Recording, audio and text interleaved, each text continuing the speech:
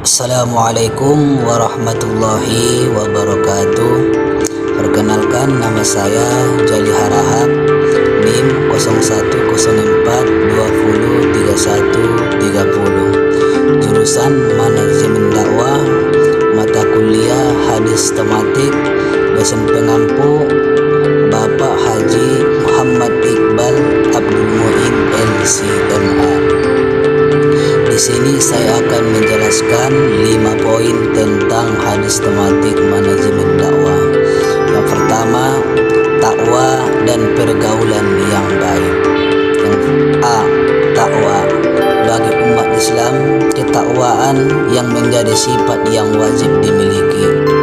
Takwa dapat diartikan dengan percaya kepada Allah dengan sepenuhnya, membenarkan keberadaannya dan takut pada Allah. Seorang hamba yang memiliki ketakwaan dapat dilihat dari ketaatannya atas perintah Allah. B, pergaulan yang baik. Di dalam penelitian disimpulkan bahwa etika pergaulan sesama muslim dalam Al-Quran terdapat 3 bagian. Yang pertama, mengadakan perdamaian. Yang kedua, menciptakan persaudaraan. Yang ketiga, tidak menghina sesama muslim. Yang keempat, menjauhi prasangka buruk. Yang kelima, saling mengenal satu sama lain. Yang keenam, berkasih sayang. Nah, selanjutnya ialah yang kedua, ucapan baik atau diam.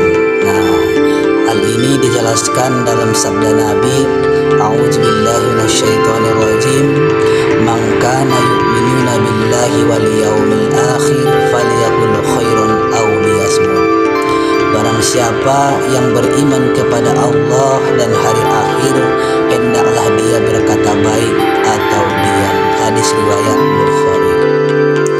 Ucapan yang baik adalah ucapan yang mendatangkan manfaat bagi orang lain. Ucapan ini tidak membuat dusta dan tidak pula menyinggung perasaan. Seseorang hendaknya merangkai kalimat dengan pilihan kata yang baik dan sederhana, sehingga kalimat yang keluar dari mulutnya mampu menyenangkan hati yang mendengarnya. Memang tidak semua orang bisa berbuat seperti itu. Oleh karena itu, Rasulullah SAW mengingatkan umatnya untuk diam jika ia merasa tidak mampu melakukannya. Nah, selanjutnya yang ketiga, hadis tentang VOAC dan uraiannya. Yang pertama, hadis tentang planning. Bismillahirrahmanirrahim. Innallaha katabal hasanati wa sayiat, thumma baina dhalika faman humma bihasanah falam ya'maliha kataballahu lahu indahu hasanah kamilah, fa in huwa hamma biha wa 'amliha kataballahu lahu inda 'asyara hasanah ila 700 di'afin ila ad'afin kasirin, wa man humma bisayiati falam ya'maliha kataballahu lahu indahu hasanah kamilah, fa in huwa hamma fa'amilaha kataballahu lahu sayiatan wahidah. Nabi SAW bersabda, Allah menulis kebaikan dan kejelekan yang dilakukan hambanya. Barang siapa yang berencana melakukan kebaikan tetapi tidak melaksanakan, maka tetap ditulis sebagai satu amal kebaikan yang sempurna baginya oleh Allah. Tetapi barang siapa yang berencana melakukan kebaikan dan betul-betul melaksanakannya, maka Allah tetap ditulis 10 kebaikan dan dilipat gandakan menjadi 700 kali banyaknya. Sebaliknya, barang siapa yang berencana melakukan kejelekan tetapi tidak dilaksanakan, maka ia dianggap melakukan kebaikan yang sempurna. Jika ia berencana melakukan kejelekan dan melaksanakannya, maka hanya ditulis 1 kejelekan saja. Hadis riwayat Bukhari. Makna hadis tersebut mengindikasikan kepada kita untuk selalu membuat perencanaan atau planning yang baik. Planning adalah kegiatan awal dalam sebuah pekerjaan dalam bentuk pemikiran yang terkait dengan pekerjaan agar memperoleh hasil yang optimal. Nah, yang kedua yaitu hadis tentang organizing, organizing. Ini Bismillahirrahmanirrahim. Mastakhlifa khalifatun illa lahu bitonatun ta'muruhu bil khairi wa tahudduhu alaihi wa bitonatu ta'muruhu bisyarra wa tahudduhu alaihi wal ma'sumu man asamallah. Nabi SAW bersabda, seorang diutus sebagai khalifah kecuali memiliki dua niat, yaitu memerintahkan dan mendorong pada kebaikan, dan memerintahkan dan mendorong kejelekan. Orang yang menjaga dari kejelekan adalah orang yang dijaga oleh Allah. Hadis riwayat Bukhari. Nah, penjelasannya atau makna hadis inilah, fungsi pemimpin adalah menggalang kebaikan dan mencegah kejelekan. Supaya hasilnya akan baik, maka harus terorganisir dengan baik dan rapi. Sesuai dengan ucapan Ali bin Abi Thalib, kebenaran yang tidak terorganisir dengan rapi akan dikalahkan dengan kejelekan yang terorganisir dengan rapi. Nah, itu dia katanya. Organisasi adalah wadah yang dengannya sebuah pekerjaan dan tertata dengan rapi. Nah, itu ya.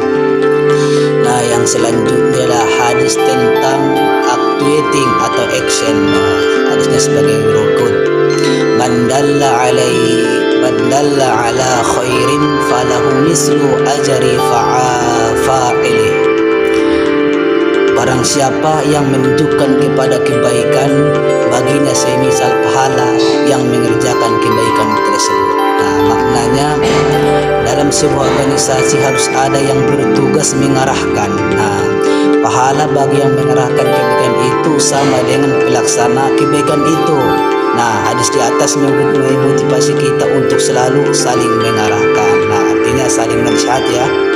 Nah, yang ketiga, yang terakhir yaitu controlling, yang keempat ya. Nah, controlling itu artinya pengawasan. Nah, selanjutnya artinya bunyinya sebagai berikut. Inna syai'in kulla ala li ahsana kataballah. Artinya sesungguhnya mewajibkan kepada kita untuk berlaku ihsan dalam segala sesuatu. Nah, hadis riwayat Bukhari. Nah, berdasarkan hadis di atas, pengawasan dalam Islam dilakukan untuk meluruskan yang bengkok, mengoreksi yang salah, dan membenarkan yang hak. Nah, pengawasan dalam ajaran Islam paling tidak terbagi dua. Nah, yang pertama, pengawasan berasal dari diri yang bersumber dari tauhid dan keimanan kepada Allah Subhanahu wa taala.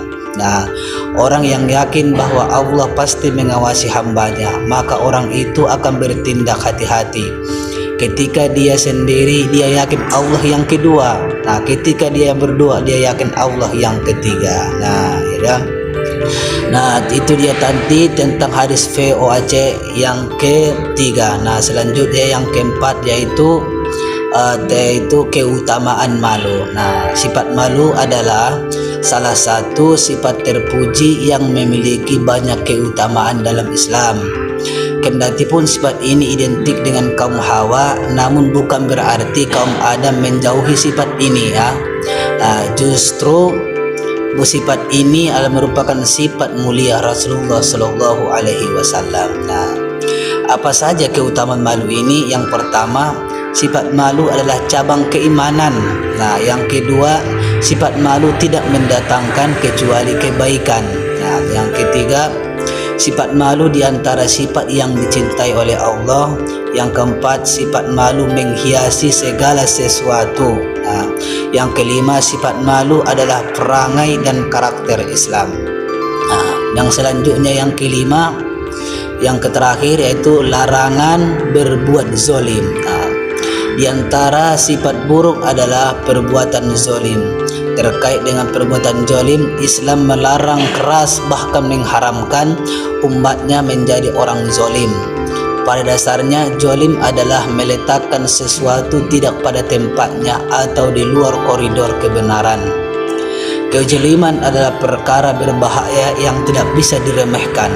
Islam melarang segala sesuatu bentuk kezaliman, baik itu kepada diri sendiri, sesama manusia, bahkan kepada hewan dan tumbuhan. Ada macam-macam kezaliman itu terbagi menjadi 5. Yang pertama, kezaliman terhadap hak Allah. Yang kedua, kezaliman terhadap hak hamba. Yang ketiga, kezaliman terhadap darah. Yang keempat, kezaliman terhadap diri sendiri. Yang kelima, kezaliman terhadap harta, artinya tidak memakan harta orang lain. Itulah dia yang mudah-mudahan apa yang disampaikan bisa bermanfaat bagi kita semua. Yang pertama tadi takwa dan pergaulan yang baik. Yang kedua ucapan baik atau diam. Yang ketiga tentang hadis VOC, hadis planning, organizing, actuating dan controlling. Yang keempat keutamaan malu, dan yang kelima larangan berbuat zalim. Wassalamualaikum warahmatullahi wabarakatuh.